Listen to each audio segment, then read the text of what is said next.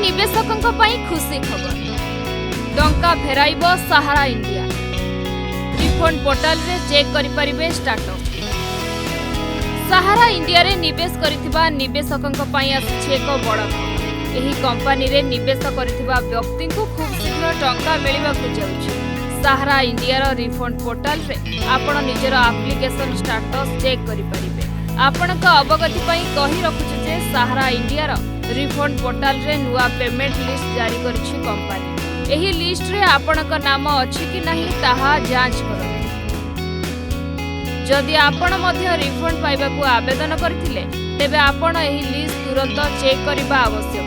एही खबर एबे प्राय 10 कोटी सहारा निवेशकों को खुशी खबर देबा को जाउछि। खूब शीघ्र सेमानक टंका सेमानक फेराई दियाछि। एथिपई सहारा इंडिया पक्षरु रिफंड पोर्टाल आरंभ करा जायछि। सहारा इंडिया रे निवेश करी टंका फेरी पाइ नथिले निवेशक। एहा परे बहु हंगामा होइथिला। सहारा इंडिया रो लोभनीय स्कीम रे निवेश करबा को लोक को आह्वान दिया जायथिला। कोटी कोटी लोक एथिरे निवेश करिथिले हेले मूल टंका मध्य पाइ परिबे। सहारा इंडिया एक बड़ निवेश कंपनी थिला जेउठी अनेक लोक निवेश करिथिले। वर्तमान पाई केवल 4टी स्कीम रे निवेश करथिबा लोकन को टंका फेरस्त करा जाउछि।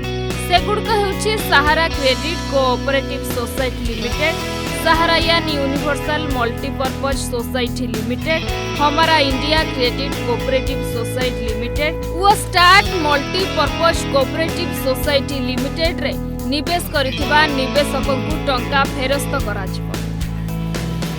Bureau report rising Odisha.